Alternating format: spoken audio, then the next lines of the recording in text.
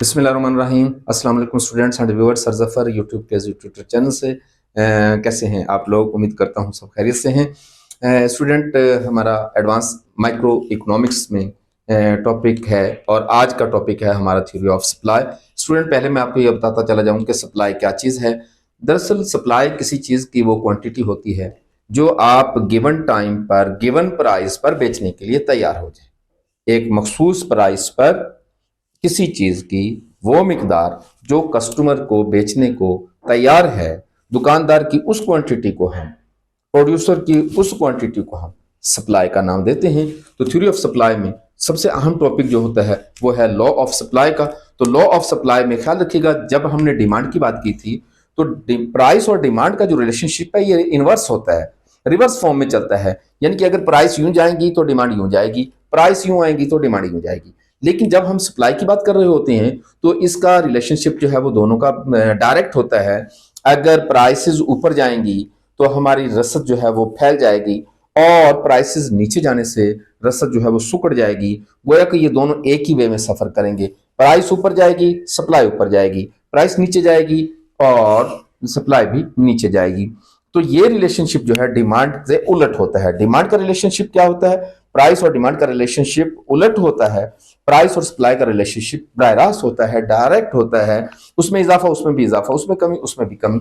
तो हम इसको फंक्शन में यूं लिख सकते हैं, हम कहते हैं कि Q S is equal to 20p plus 10। ख्याल रखिएगा स्टूडेंट, जब मैंने law of demand, theory of demand आपको पढ़ाया, थ्योरी ऑफ डिमांड फिर दोबारा आएगा इंशाल्लाह, क्योंकि उसकी इलास्टिसिटी वगैरह अभी बहुत सारी चीजें बाकी हैं। तो मैंने सोचा कि दरमियान में हम इसको पहले ले लें ताकि दोनों को आपस में जाहिर मैथमेटिकली जब हम इसको प्रूव करेंगे तो मुझे सप्लाई की भी जरूरत पड़ेगी, इसलिए मैंने इसको पहले ले लिया। तो हमने इसको फंक्शन में क्या किया स्टूडेंट, मैं आपको ये बता रहा था कि वहां लॉ ऑफ डिमांड की थ्योरी की जब हम बात कर रहे थे तो P के साथ साइन हमेशा हमेशा हमेशा हमेशा माइनस रखना है। लेकिन जब आप सप्लाई की बात करेंगे तो इसमें P के साथ साइन जो है वो प्लस रखना है। ये माइनस भी हो सकता है, प्लस भी हो सकता है, इतना बड़ा फर्क नहीं पड़ेगा इस पर। तो ये आप वैल्यू अपनी मर्जी से रख सकते हैं, प्लस या माइनस दोनों ठीक है। लेकिन P के साथ वैल्यू हमेशा, सप्लाई की बात करेंगे प्लस आएगी, डिमांड की बात करेंगे माइनस आएगी। आइए स्टूडेंट इसको हम पहले हल करते हैं। हम कहते हैं अच्छा यहां भी हमें वही काम करना है स्टूडेंट। एक छोटा सा ग्राफ और छोटा सा हम टेबल बना लेते हैं।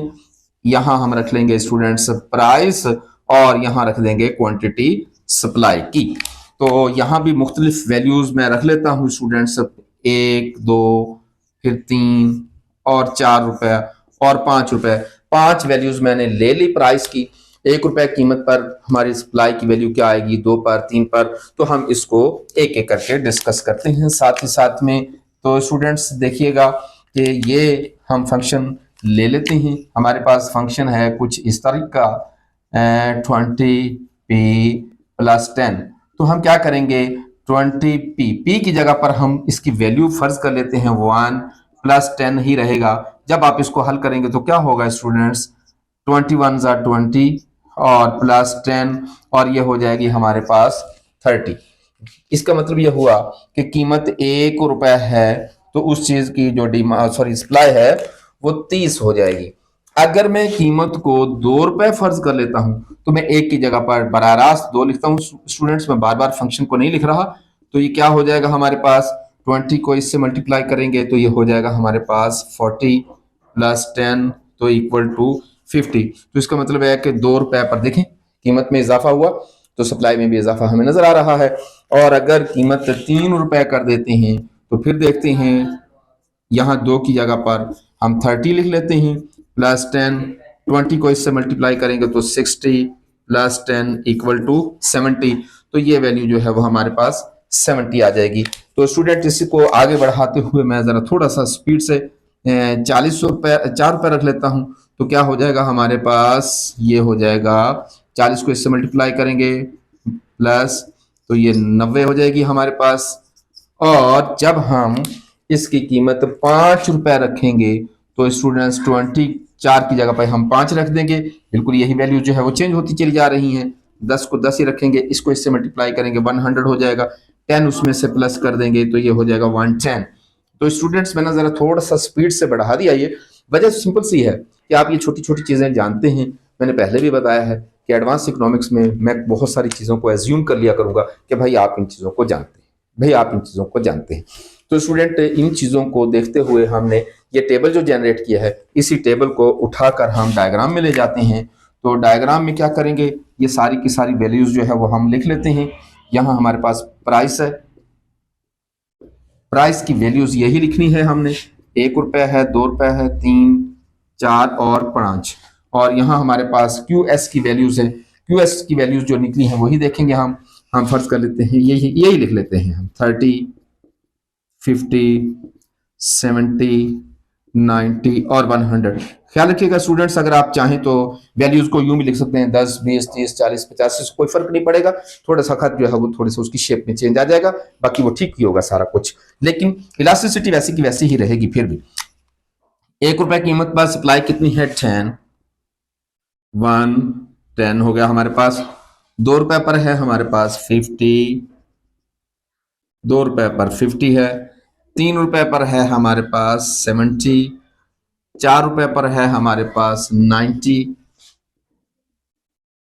स्टूडेंट मैं जरा थोड़ा सा स्पीड से भी बना रहा हूं और मैं खड़ा होकर क्योंकि ये ग्राफ बना रहा हूं, इसलिए कहीं थोड़ी सी वैल्यू चेंज हो, थोड़ा सा खत का कर्व, थोड़ा सा खत का टेढ़ापन हो सकता है, इसको बर्दाश्त कर ले। जाहिर है कि आप बैठकर बनाएंगे तो सीधा बनेगा, मैं जरा ये तो हाथ से बना रहा हूं तो कहीं लाइन थोड़ी सी टेढ़ी हो जाती।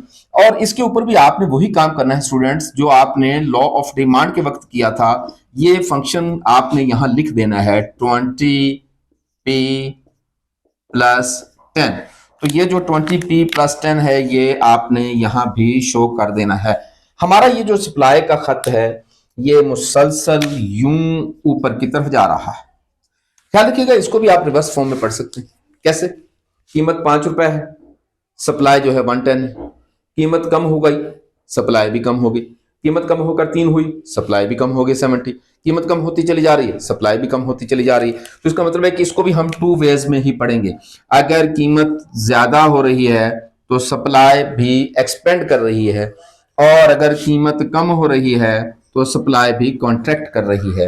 आपका खत अगर हम इसको यहां चेक करके देखें तो आपका खत जो है वो यूं जा रहा है। ये यूं भी हो सकता है और ये यूं भी हो सकता है। अगर हमारा खत जो है वो राइट साइड को ऊपर की तरफ मूव करता है तो हम कहेंगे, इस चीज को हम क्या कहेंगे, इसको हम कहेंगे एक्सपेंशन। एक्सपेंशन जो है किस चीज की, एक्सपेंशन ऑफ सप्लाई। और इसको हम क्या कहेंगे, ये कॉन्ट्रैक्ट कर रही है, हम लिखेंगे कॉन्ट्रैक्शन ऑफ सप्लाई।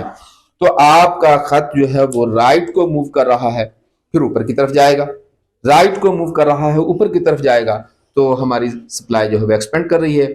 अगर आप ये लेफ्ट की तरफ जाएगा तो फिर ये नीचे को जाएगा, तो फिर इसका मतलब है ये आपकी सप्लाई में कमी आ रही है या फिर सप्लाई सुकड़ रही है। छोटा सा टॉपिक था हमारा आज, लॉ ऑफ डिमांड के बाद लॉ ऑफ सप्लाई बड़ा जरूरी हो गया था पढ़ाना या समझाना। तो थ्योरी ऑफ सप्लाई के बाद इंशाल्लाह नेक्स्ट वीडियो में हम ये देखेंगे कि दोनों को इकट्ठा पढ़ेंगे हम, तो फिर सूरत हाल क्या हो जाएगी।